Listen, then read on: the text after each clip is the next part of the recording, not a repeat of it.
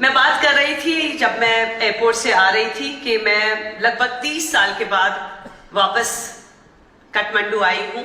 पशुपतिनाथ के मैंने दर्शन किए थे लास्ट टाइम, और इतना सुंदर है आपका देश। जैसे आप लैंड करते हैं वैसे ही आप हिमालय की गोद में आ जाते हैं। ठंडी हवा, सुकून और बहुत हंसते खिलखिलाते हुए चेहरे नजर आते हैं। हमेशा खुशी होती है जब यहाँ पे आने का मौका मिला है। लास्ट टाइम आई थी तब सागर परिवार के साथ आई थी, क्योंकि रामायण शायद उस वक्त आपके धारावाहिक में नेपाली लैंग्वेज में उनको डब करके चाहिए थी। अब मुझे क्लियरली याद नहीं है, लेकिन ये मैंने जाना है। बस आपसे यही निवेदन करने आई हूं। यहाँ पे रेवत कुमार जी और प्रमोद जी का जो आग्रह था,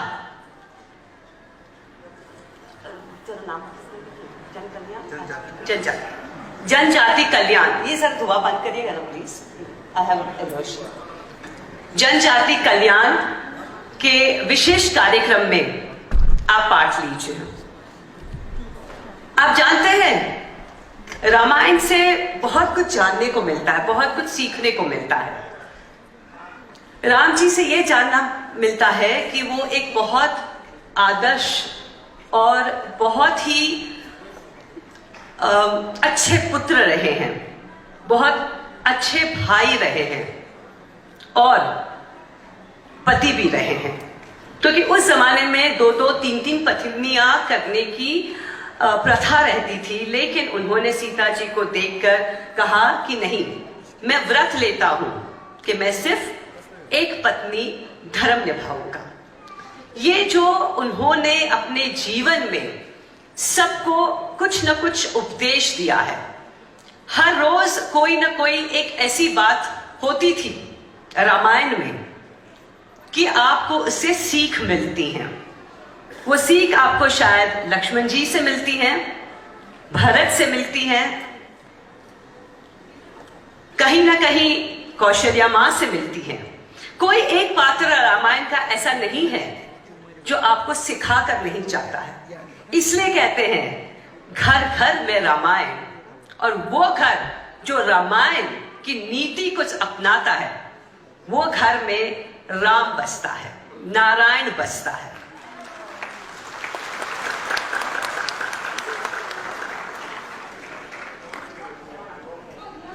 राम जी,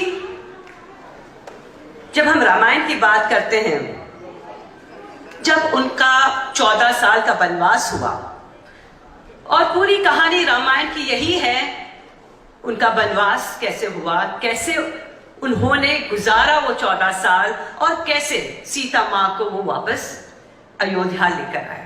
उस वक्त रो पड़े और कहा, हम जानते हैं कि आप स्वयं विष्णु के अवतार हैं और आपने मुझ जैसे तुझ आदमी के आपके सर पे हाथ रखा है, लेकिन भगवान के लिए हर इंसान बराबरी का होता है। वो उन्होंने उस वक्त निषाद राज को गले लगाकर कहा। हर एक मौके पे उन्होंने अपने पत्नी को वापस लाने के लिए जिस तरीके से दिन गुजारे हैं, वो चाहे जितना भी तुच्छ क्यों ना हो, उसको अपनाया है, क्योंकि भगवान के लिए सब समान है। शबरी जैसी बूढ़ी औरत जो सिर्फ भक्ति में थी, वो राम जी के लिए इंतजार कर रही थी, अपेक्षा कर रही थी कि कब राम जी आएंगे। उनका प्यार देखिए, उनकी भक्ति देखिए। झूठे बेर खिलाए राम जी को, प्रभु को खिलाए, राम जी को खिलाए, लेकिन राम जी ये बात को समझते थे कि जो झूठे बेर खिला रही है माता, वो इसलिए खिला रही हैं क्योंकि उनके दिल में एक माँ का प्रेम है, एक बेटे के लिए। और वो जानती थी कि उनका जो बेटा बेर खाने वाला है, वो स्वयं विष्णु भगवान है। आगे चल के राम जी ने सुग्रीव की मदद ली, जो है तो वानर ही, भालू की मदद ली, उन्होंने पशु पक्षी की मदद ली। तो ये क्या सिखाता है हमें?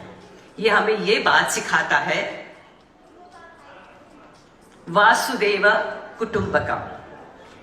ये जो संसार है ये एक परिवार है और इसमें हर एक इंसान, हर एक जानवर, हर एक पक्षी का एक रोल होता है, एक कैरेक्टर होता है जिसको अभिनय करना पड़ता है उनको।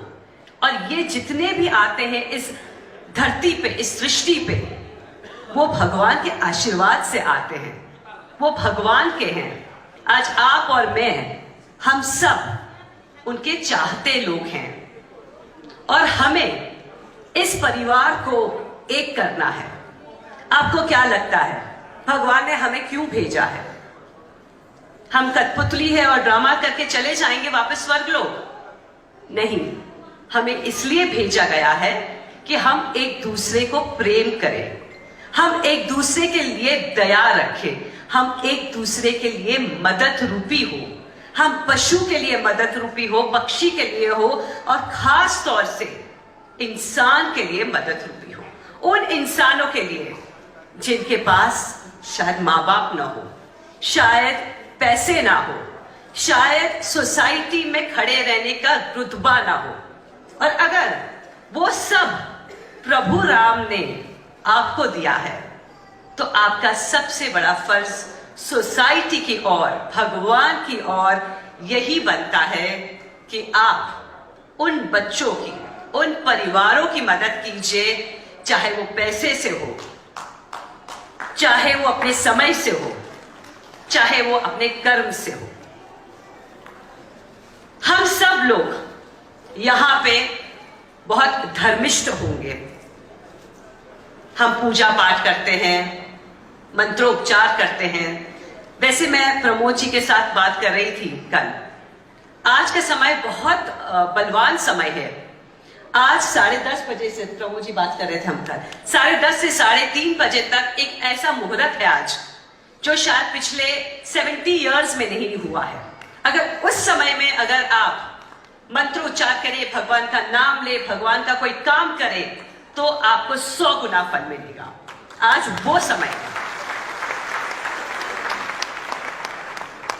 देखिए, भगवान भी चाहता है कि आप सब की पुण्य और बढ़े, क्योंकि आज मैं आपसे यह कहना आई हूं कि मंत्रोच्चार, भगवान का जो भी आप करते रहिए, बहुत अच्छी बात है, लेकिन भगवान हमेशा यही चाहते हैं कि हम एक दूसरे की मदद करें, हमेशा एक दूसरे को सपोर्ट करें। आज ये जो संस्था है जनजाति कल्याण आश्रम, वो जनजातियों के लिए बनी है। ये बहुत उम्दा काम कर रहे हैं। मैंने सुना 21 साल से हैं और पिछले 9 सालों में तो उन्होंने बहुत आगे चल के बच्चों की मदद की है। तो आज इस स्टेज पर, इस मंच पर, अगर मैं मुंबई से इतनी दूर से आई हूं तो मैं आप सबसे ये निवेदन करना चाहती हूं कि मेरी ये ट्रिप सफल रहे, आपकी यहां आने का ट्रिप सफल रहे और इन बच्चों के लिए आप जरूर कुछ ऐसा महान काम कर दीजिए ताकि जो आप एक एक करके बच्चे अडॉप्ट कर रहे हैं, मैं कहती हूं हर महीने का एक बच्चा अडॉप्ट कर लीजिए, 12 महीने के 12 बच्चे अडॉप्ट कर लीजिए। ये पुण्य सिर्फ आपको नहीं काम आएगा, आपके खुद के बच्चों को भी काम आएगा। भगवान हमेशा ये कहते हैं कि 3 प्रकार के योग होते हैं। एक होता है तामसी, एक होता है राजसी और एक होता है सात्विक। तो ये जो 3 प्रकार के जो योग होते हैं, तामसी योग वो होता है जब हम खाए पिए मजाक करें और खत्म हो गया। राजसी वो होता है जब हम बड़ा कारोबार रखते हैं और हमारे कारोबार के माध्यम से लोगों को आमदनी मिलती है। और सात्विक वो होता है जब हम बिना कोई इच्छा हम लोगों को मदद करें और फिर भूल जाए। कहते हैं ना, एक हाथ से 2 और फिर दूसरे हाथ को पता भी ना चले, वो होता है सात्विक। मैं यही विनती करूंगी कि आप सब अपना जीवन सात्विक करिए, क्योंकि अगर आप सात्विक नहीं होते तो शायद आज आप मेरे सामने उपस्थित नहीं होते। इसी खुशी के साथ, इसी विनती के साथ मैं आपसे रजा लेती हूं और चाहती हूं कि बार बार आप ऐसे कार्यक्रम में पार्ट लें। प्रभु राम को याद करें उनके जीवन की गाथा, कि उन्होंने अपने जीवन को किस तरीके से जिया है, लोगों के लिए जिया है, प्रजा के लिए जिया है, और जिस तरीके से आपने हमें प्यार दिया है, रामायण के सभी किरदार को दिया है, भगवान राम श्री राम को और सीता जी को प्यार दिया है, मुझे दीपिका को प्यार दिया है, वैसे ही प्यार आप अपने समाज के बच्चों को भी दीजिए, ताकि आपका खुद का समाज, आपका देश खुद